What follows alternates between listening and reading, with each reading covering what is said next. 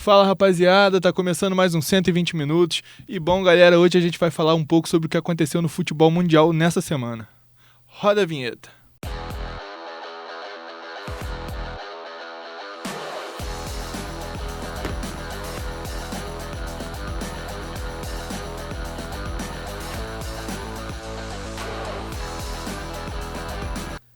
Eu sou Gabriel Bordão, tô aqui com meu parceiro Matheus Carvalho e hoje a gente vai debater um pouquinho sobre o futebol, então vem com a gente, cola com a gente que a gente vai debater mais um pouquinho aí sobre essa semana, né?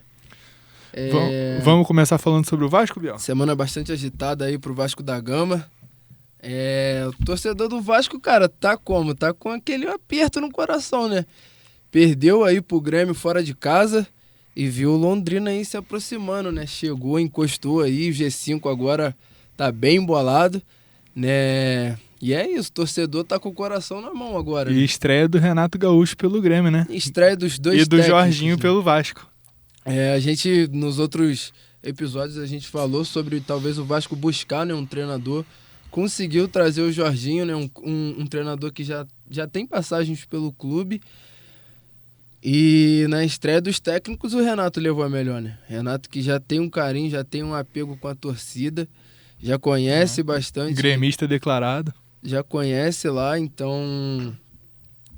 Complicado, né, cara? Partida difícil aí pro Vasco, que busca esse acesso, esse acesso que tá complicado, né? Uma das Série B mais difíceis, né? Realmente. 3 times grandes na Série B e mais o Bahia também, que, um time, sabe, de relevância nacional, sabe?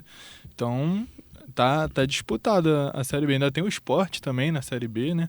Então. Tá pegado. É muito time pra pouca vaga ali. Como a gente tava falando, por ser uma das Série Bs mais difíceis, a gente tem que ressaltar também esse trabalho do Cruzeiro, né, cara? É um trabalho aí de se olhar, né, com outros olhos. Teve a SAF também, o Ronaldo aí assumindo o Cruzeiro. Vai ter um ano que vem difícil, né? Porque essa subida da Série B é uma... Né, como é que a gente pode dizer? É um processo muito complicado, né? Até do próprio torcedor entender. Mas é isso, né? O Cruzeiro acho que vem bem, volta à elite, né? Volta ao futebol brasileiro da Série A, volta ali firme. Então... Vamos ver, né? Torcer para esses clubes se manterem na elite do futebol, tanto o Vasco, quanto o Cruzeiro, quanto o Grêmio. São clubes renomados, são clubes que já, né, ganharam diversos títulos. O Cruzeiro a gente vê aí quantas Copas do Brasil, né, Campeonato Brasileiro. Então é torcer, né, para que consigam se manter na elite do futebol. E o Flamengo, hein? O Flamengo ficou no empate contra o Goiás em 1-1 e viu as chances de título, ficarem longe. Porque agora o Palmeiras está a 9 pontos de distância do Flamengo e 8 do vice-líder, que agora é o Internacional. O Inter, né? Dentro do Beira-Rio, o Inter tá sendo uma fortaleza, né? Se eu não me engano, é uma das equipes que tem o melhor aproveitamento dentro de casa. Então vem forte também nessa briga aí pelo título. É uma pulguinha aí. Por mais que eu pense, que eu ache que o Palmeiras vai levar esse título, já que, né, só tem agora o Campeonato Brasileiro, acho que o Inter vai ficar uma pulguinha aí, vai ser, sabe, uma pulguinha atrás da orelha do Palmeiras nesse campeonato. O Dorival que ainda não descartou, né? Mas que, assim, a gente tendo um olhar crítico, a gente sabe que vai ser difícil agora pegar o Palmeiras. Lembrando que o Palmeiras está disputando agora só o Brasileiro. E ele alega que não tá dando prioridade para as Copas e tudo mais, mas o time titular tem jogado somente as Copas, só Libertadores e Copa do Brasil, enquanto o time reserva tá jogando o Campeonato Brasileiro. Aí ele diz também, não tem time reserva e tudo mais, mas a gente sabe qual é o melhor time, né? O que tem Arrascaeta, Everton Ribeiro, Davi Luiz, nomes desse peso, né? Gabigol, Pedro, enquanto o outro entra com garotos da base, como Vitor Hugo, tinha o Lázaro, que agora foi vendido, Mateuzinho. Então, dá pra saber qual é o time titular de verdade, né? Isso é verdade, cara. Mas e o Botafogo, Biel? Como que foi o jogo do Botafogo? Cara, o Botafogo que veio né, tanto os jogadores, os torcedores vieram com uma expectativa alta, né, de mais uma vitória, já que todos os jogadores estão disponíveis, digamos assim, os que são cotados a ser titulares, fora o Rafael. Todo mundo vinha na expectativa do time engrenado. O time conseguiu uma vitória fora de casa contra o Fortaleza, uma vitória boa, uma vitória importante. E aí, uma vitória que alegrou o torcedor, que lotou o Newton Santos no domingo. Foram mais de 32 mil torcedores, sabe?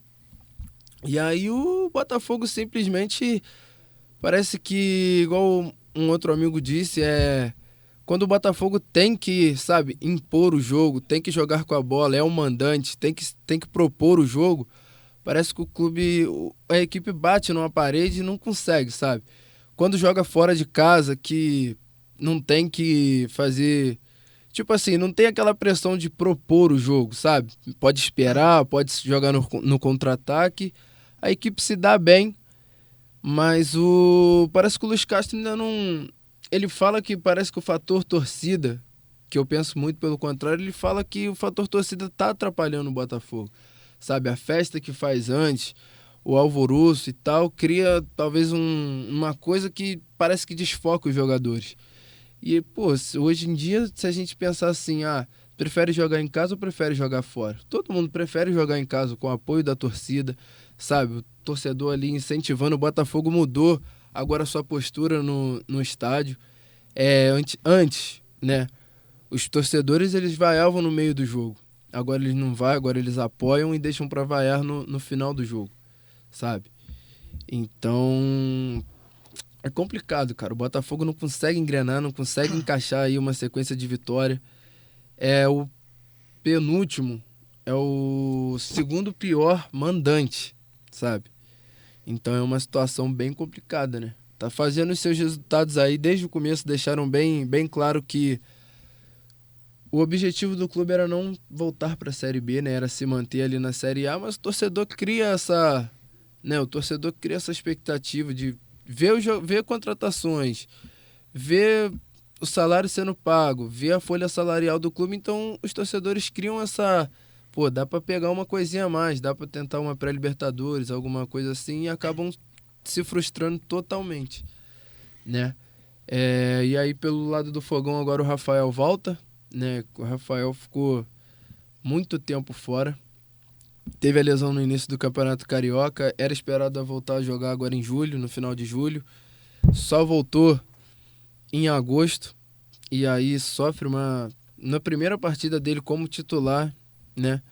Ele sofre aí uma pancada na cabeça, uma disputa, uma dividida de cabeça, e aí afunda aqui uma parte aqui da cabeça aqui, tem que passar por uma cirurgia. E, pô, é horrível, né? Ele já declarou que é torcedor, sabe? Então é um jogador que quando, assim, a gente o torcedor quando vê, ele vê o Rafael em campo, ele se sente representado. Que é um cara que, além de ser profissional, ele é torcedor. Então ele joga o dobro, digamos assim. Ele tem uma vontade maior de ganhar. Então, e aí hoje o Rafael voltou a treinar com bola, tá fazendo um treinamento individual. Então é uma notícia boa aí pro torcedor botafoguense, né? A volta do Rafael, já com o Saravia, é um jogador que oscila muito. Por mais que ele seja um dos maiores um dos jogadores que mais desarma no Campeonato Brasileiro, é um jogador muito limitado, sabe? Na questão de defesa, é aquele jogador... É o ponteral. É o jogador que sobe e não volta nunca. Ou quando ele sobe, ele deixa aquela avenida nas costas, entendeu? Rodinei, mas o Dorival conseguiu dar um jeito, né? Deu uma adaptada ali no esquema de jogo. Até na questão de seleção, né? Mas se você perceber, ele não tá tendo que defender tanto quanto tinha que defender nos esquemas anteriores de Paulo Souza, por exemplo, entre outros. Ele tá mais atacando do que defendendo. Que é a principal qualidade dele, né? Sim. Aí no fundo é explorar o drible. Essa Ele driblando é muito bom. Então. Muito bom de bola. E uma notícia boa pro torcedor do Botafogo é o Louco Abreu, que foi... colocou os pés, né, na calçada da fama, né, do Maracanã. Louco Abreu, que ficou conhecido aí, não sei se tenho certeza que vocês viram, ano de 2010, né, aquela cavadinha em cima do Flamengo, em cima do goleiro Bruno. Uma final de campeonato carioca que é inesquecível, né? Pro torcedor, para quem é fã do Louco Abreu. E é mais um aí a colocar os seus pezinhos lá no... Agora foi imortalizado no Maracanã. Fluminense, cara, é uma questão que parece que... Não sei também. Parece que engrena e aí cria uma ilusão no torcedor e aí volta, sabe, oscilar e tal. E tem a questão do Diniz com esse fantasma que ele começa bem, ele consegue uma arrancada e aí vai chegando perto dali do ponto final da decisão, parece que é um fantasma realmente que... O Fluminense saiu vencedor do Maracanã nesse final de semana contra o Fortaleza e agora chega confiante para o jogo contra o Corinthians, né, na semifinal da Copa do Brasil, com grandes chances de título. Destaque novamente pro Ganso, né, pro Cano que voltou a fazer os gols. Marcou 2. Marcou os 2 gols contra o Fortaleza, né. Fortaleza também assustou bastante o Fluminense, né, cara. Foi uma partida aí bem complicada aí. O Fluminense saiu vitorioso, mas podia ter sofrido um empate, né? Mas saiu vitorioso e chega embalado agora para esse confronto contra o Corinthians, né? Que precisa bastante, já que a Copa do Brasil acho que é a competição que mais remunera os times, né? E um rumor que tá tendo é sobre o Neymar vir para o Flamengo, caso o Brasil seja campeão da Copa do Mundo. Ele viria por empréstimo de 6 meses a 1 ano, mais ou menos. Ganharia mais ou menos 1 milhão no Flamengo, a mesma coisa que o Flamengo queria fazer com o Oscar. O Neymar viria para o Flamengo, porque ele tem essa vontade, é o sonho dele.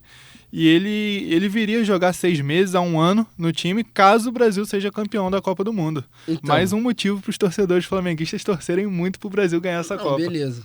Só que a gente entra, cara, na questão de... Tipo assim, o Neymar. Vamos lá.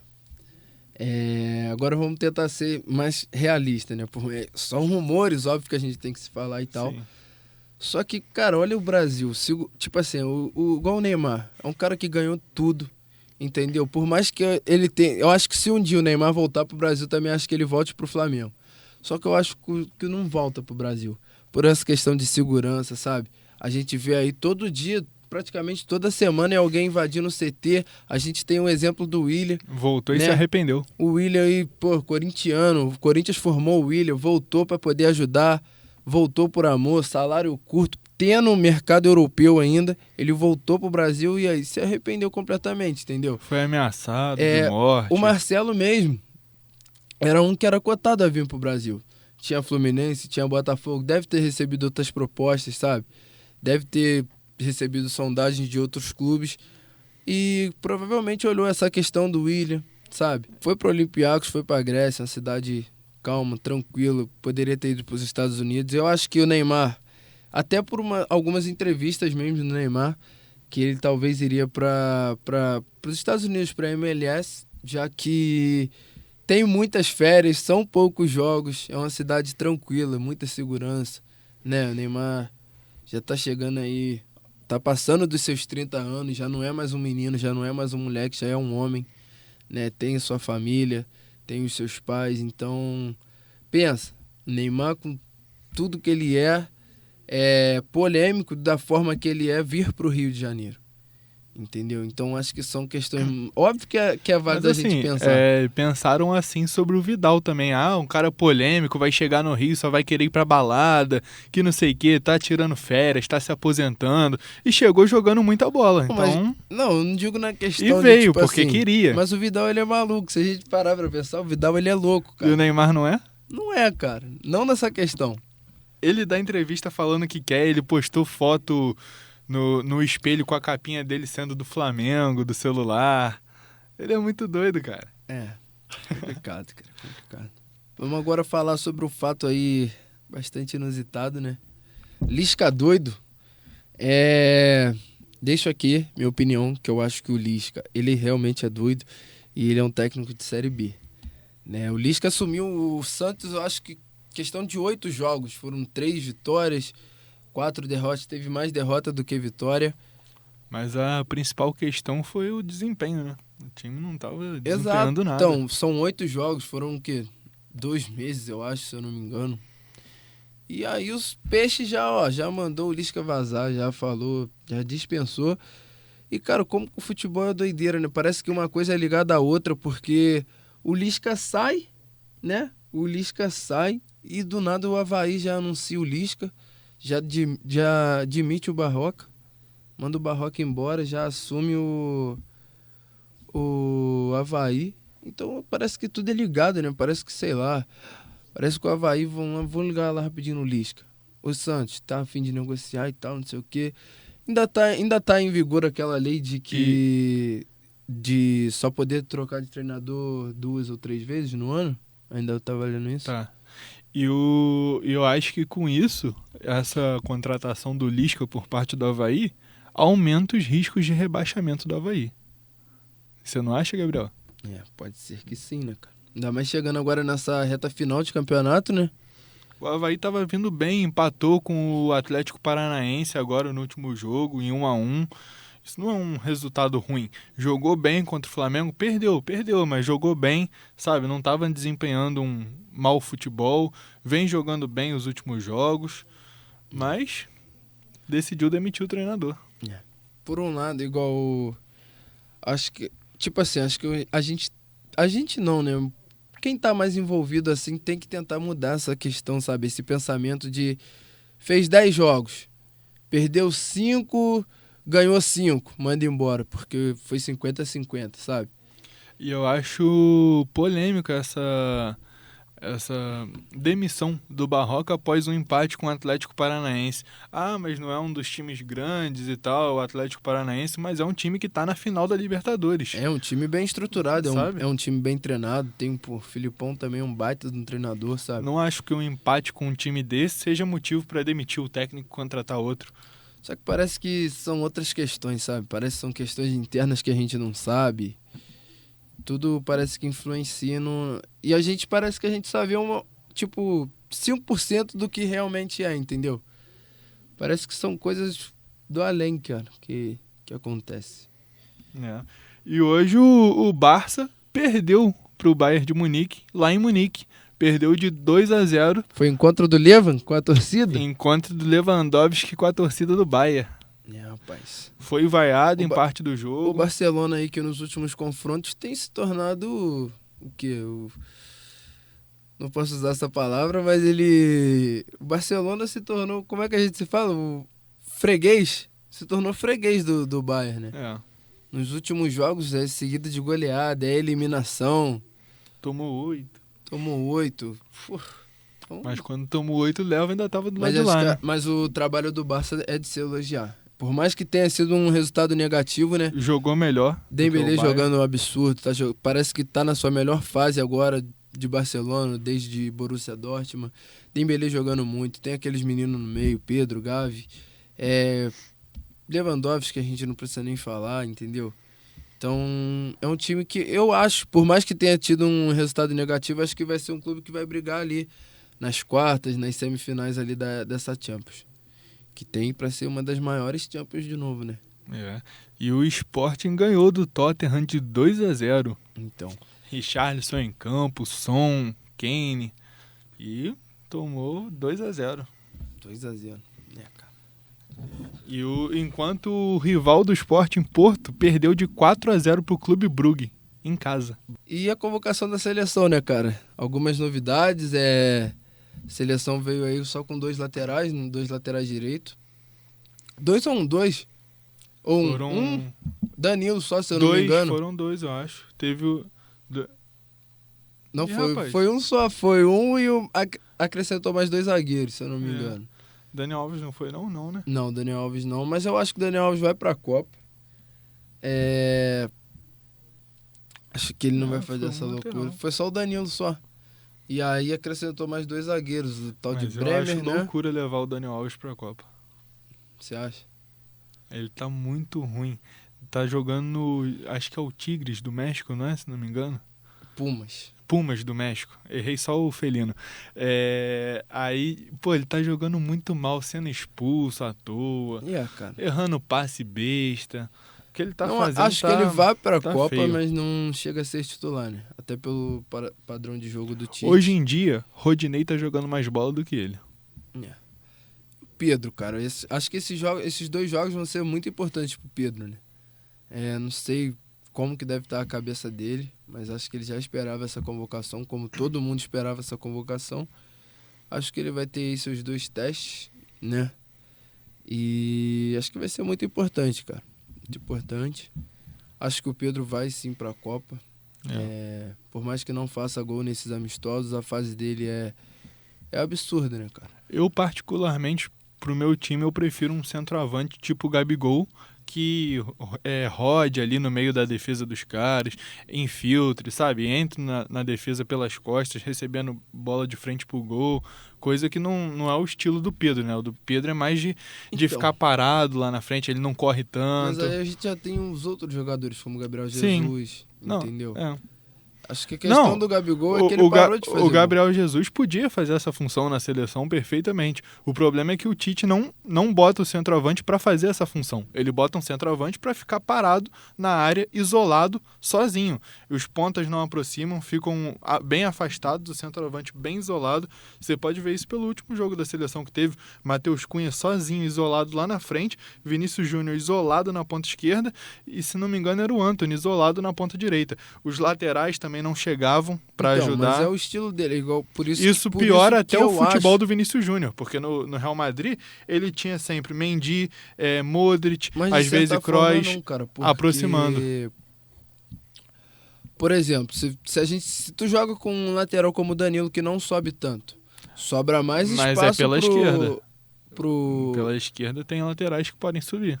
Tá, cara, mas é a questão do jogo do Tite, entendeu? Ele, tipo assim, ele dá essa liberdade pros pontas. Se tu joga com um lateral que ele sobe muito, o teu ponta tem que cortar pro meio. O teu ponta tem que ir pro meio pra poder gerar espaço pra subida do lateral, entendeu? Sim, e os volantes têm que fazer a cobertura da lateral. Mas o Tite não joga nesse estilo, cara.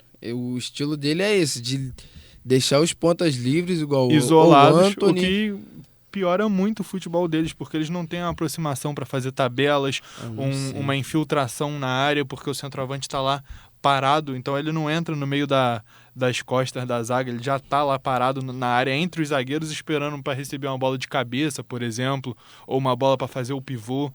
Então, esse é o estilo que ele gosta, mas eu não apoio 100%. Eu tô bem confiante para a Copa, eu confio no Tite.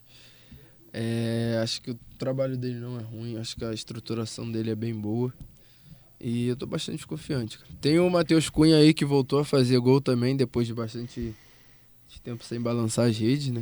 Mas não acho ele melhor que o Pedro. Cara, mas a questão é que o Pedro não tem um teste fora. Pode ver que quando o Pedro foi pra fora ele não rendeu. O Matheus Cunha é reserva. Mas rende, cara.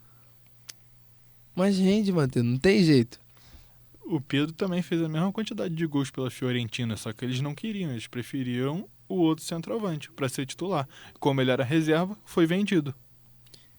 Exato. Assim como o Matheus Cunha poderia ser vendido por ser reserva. Se o Matheus Cunha volta para o Brasil agora, vendido pelo Atlético de Madrid, um clube brasileiro compra, o Palmeiras, por exemplo, vai falar que ele foi fracassado na Europa? Mas isso não existe porque igual o Atlético sabe da importância do Matheus Cunha, entendeu? O Atlético tem Griezmann, tem João Félix, tem vários centroavantes mas são várias bons. competições, cara. Agora o Matheus Cunha tá mais importante pro time porque o Suárez saiu, mas antes ele não tava nem entre as 3 opções. Não, beleza. Tava atrás de Griezmann, João Félix e Suárez. Agora João Félix Suárez... que essa semana aí deu um depoimento muito, não sei se chegou a ver, muito polêmico, né? Falando que os brasileiros são bons, mas que eles são melhores. Que tem que marcar um jogo contra, né, seleção de Portugal contra a seleção brasileira para poder botar um ponto final nisso. Isso foi ele quem disse. Disse que os portugueses são melhores que os brasileiros. E, cara, que a gente estava até discutindo essa semana, é muito difícil marcar esses amistosos, né? Contra as seleções grandes. Eu não acho que seja melhor, mas Portugal tem muitos jogadores bons. Mas se for comparar, por exemplo, Rubem Dias, muito bom, mas não acho melhor do que o Marquinhos. O Bruno Fernandes, por exemplo, muito bom, mas não acho melhor do que o Paquetá. Compara ele com o Paquetá, Bruno Fernandes. Os dois estão jogando de meia compara ali. Quem com o Neymar? Porque o Cristiano Ronaldo não tem como comparar com o Neymar, que são posições diferentes. É complicado, cara, porque o ponta esquerda ali de Portugal roda muito, né? Às vezes é o Gonçalo Guedes, às vezes é o Diogo Jota. Depende Diogo Jota também é bom, muito do jogo. Mas não compara com o Neymar, nem com o Vinícius Júnior. E o ponta direita deles, acho que é o Bernardo Silva, não é? Então, ele... Sim, ele é melhor do que ele é melhor do que o Antony, mas de um jeito diferente, porque ele é mais cadenciado.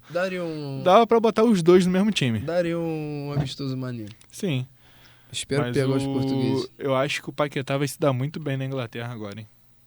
Tem tudo... Pô, ele tem tudo pra ir pra um time bem grande agora, depois do West Ham, ir pra um Manchester City. Talvez o Manchester City não, porque eles estão bem servidos de meia. Tem De Bruyne, tem Phil Foden, né? Mas talvez um Arsenal, um Liverpool, talvez. São clubes que gostam dos brasileiros. Pois é.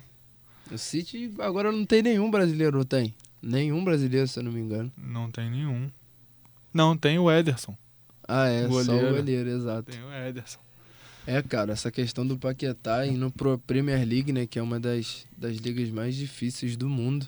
E assim, não é como se ele tivesse só jogado em times pequenos na Europa, né? Porque ele jogou no Milan também. Logo depois que saiu do Flamengo, ele jogou no Milan. Ele jogou no Milan, não foi bem, né? Não. E aí é emprestado pro Lyon. Não, foi vendido. Foi vendido pro Lyon, onde se destaca absurdamente, né? E aí do Lyon foi pro... A mesma coisa o Gerson, né, cara? O Gerson também vai pra Itália, não se dá bem. Vai pra Itália, foi pra Roma. É porque a Itália... O Gabigol também foi pra Itália, foi pra Inter de Milão. Mas também... o Gabigol, fracasso total. Ele brigou com um técnico, saía... Foi pro Benfica, né? Banco pro Jonas. Saía, chutava tudo. Não é nem questão de bola, mas os treinadores não gostam disso. Pô, tá todo mundo vendo o cara lá reclamando da decisão dele. Pô, tem que respeitar a decisão do técnico. Decidiu tirar. Decidiu botar, acabou. Pronto, não tem que sair socando banco de reserva, chutando garrafa. Não é o Brasil lá, né? Pois é. Lá funciona de outra forma. Pois é. Mas a Itália é muito difícil de se jogar, porque o futebol é muito de marcação, sabe? É mais pegada, é mais físico, né? Sim. Para esses jogadores nossos brasileiros sempre são mais ralinhos, são mais... Né? O Gerson mesmo, quando vai pra Itália, era magrinho. Tá um filhotinho. Mas ficou forte lá, né? Voltou o Pedro fortão. Também, quando vai também... Pedro também é outro que não deu certo na Itália também, né?